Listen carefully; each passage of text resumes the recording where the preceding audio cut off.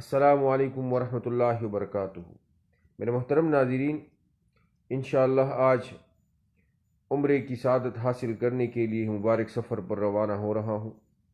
تمام دوست احباب سے خصوصی دعاؤں کی درخواست کی جاتی ہے۔ میرے محترم دوستو، عمرہ حضور علیہ الصلاۃ والسلام کا مسنون عمل ہے۔ پیغمبر علیہ الصلاۃ والسلام نے اپنی زندگی میں 3-4 دفعہ عمرے کی سعادت حاصل کی ہے۔ میرے عزیز دوستو، اس موقع پر میں آپ حضرات کو عمرے کی ادائیگی کا وہ طریقہ جس میں فرائض اور واجبات اور مسنون اعمال ہے وہ بیان کرنا چاہتا ہوں۔ سب سے پہلے جب ایک انسان عمرے کی سعادت کے لیے سفر پر روانہ ہونا چاہے تو اس کے لیے میقات سے پہلے احرام باندھنا ضروری ہے۔ یہ عمرے کے حصول کے لیے فرائض میں شامل ہے کہ انسان 2 کپڑے سفید احرام کے وہ ہر مرد حضرات وہ پہنے، اور اس کے ساتھ ساتھ عمرے کے لیے نیت یہ بھی ضروری ہے۔ اللہم انی ارید العمرۃ فیسرھا لی وتقبل منی، اور اس کے ساتھ ساتھ تلبیہ شروع کرے، لبیک اللہم لبیک لبیک لا شریک لک لبیک ان الحمد والنعمت لک والملک لا شریک لک۔ تو مرد حضرات درمیانہ آواز سے یا بلند آواز سے وہ تلبیہ پڑھے اور میقات سے پہلے احرام باندھ کر سفر پر روانہ ہو جائے اگر جہاز پر ہو۔ تو میرے عزیز دوستو، اس کے ساتھ ساتھ جب ایک معتمر عمرے کی ادا کرنے والا وہ اس سفر پر روانہ ہو چکا ہے، تو جب یہ حرم پاک پہنچے گا تو مطاف میں پہنچنے سے پہلے اور مطاف میں جب وہ عمرے کی سعادت کے لیے اور طواف کے لیے جائے گا تو سب سے پہلے استباء یعنی احرام کا چادر وہ اپنے بائیں ہاتھ پر یہ چادر کے دونوں کونے وہ ڈالے گا، اور دائیں ہاتھ کی جو بازو ہے اس سے نیچے یہ چادر لائے گا، اور استباء کے بعد وہ حجر اسود کے سامنے استلام کر کے وہ طواف کعبے کا آغاز کرے گا۔ میرے عزیز دوستو، عمرے کی سعادت حاصل کرنے میں یہ بھی ایک فریضہ ہے کہ ہر معتمر وہ طواف کعبہ کرے، خانہ کعبے کے 7 چکر لگائے۔ ان میں سے پہلے 3 چکروں میں اس کو صحیح کرنا چاہیے اور دوڑنا چاہیے، تیز طریقے سے تیز انداز سے چلنا چاہیے، اور اس موقع پر یہ دعائیں خصوصی اہتمام اس کا کرنا چاہیے کیونکہ یہ مسنون اعمال ہے۔ تیسرا دعا یعنی تیسرا کلمہ سبحان اللہ والحمد للہ ولا الہ الا اللہ واللہ اکبر ولا حول ولا قوت الا باللہ العلی العظیم۔ تو اس سے طواف کا آغاز کرے، اور اس سے پہلے سبحان اللہ اللہ اکبر اللہ اکبر اللہ اکبر وللہ الحمد استلام کر کے، اور پھر تیسرے کلمے کے ورد کے ساتھ خانہ کعبہ کا طواف شروع کرے، اور جب رکن یمانی پر پہنچے تو رکن یمانی سے حجر اسود کے درمیان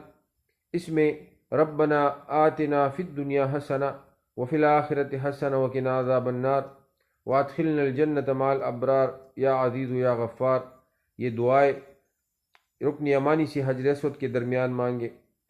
اور اس کے ساتھ ساتھ یہ 7 چکر پورے کرے۔ پہلے 3 چکروں میں سعی اور اس کے بعد 4 چکروں میں مشی، یعنی آہستہ انداز میں عام رفتار میں وہ چلنا چاہیے۔ تو 7 چکروں کے بعد یہ دوسرا فریضہ ہے جو عمرے کی سعادت کے حصول میں ہر مسلمان اور معتمر کو یہ ضروری ہے۔ تو جب طواف کعبہ سے فارغ ہو جائے تو مقام ابراہیم کی طرف آئے اور وہاں سے 2 رکعت نفل 2 رکعت واجب نماز، یہ 2 رکعت واجب ہیں، یہ ادا کرنے ضروری ہے ہر معتمر کے لیے، اور اس انداز میں کرے کہ مقام ابراہیم اور خانہ کعبہ بالکل آپ کے سامنے ہو جائے، اور اگر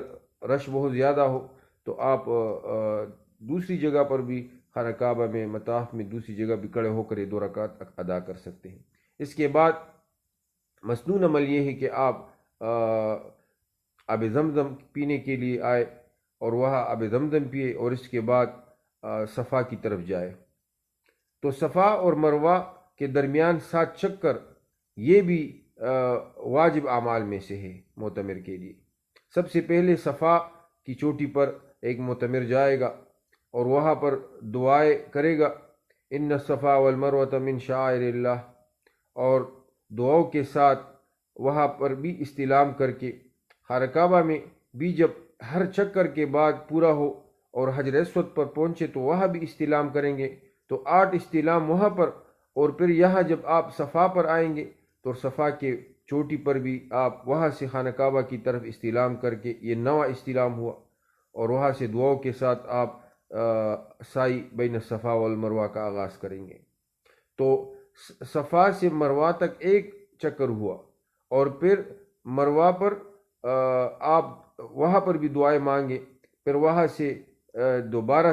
صفا پر پہنچے تو یہ آپ کا دوسرا، اور اس طرح 7 چکر جو سعی بین صفا والمروہ ہے یہ آپ کا مروہ پر ختم ہوں گے۔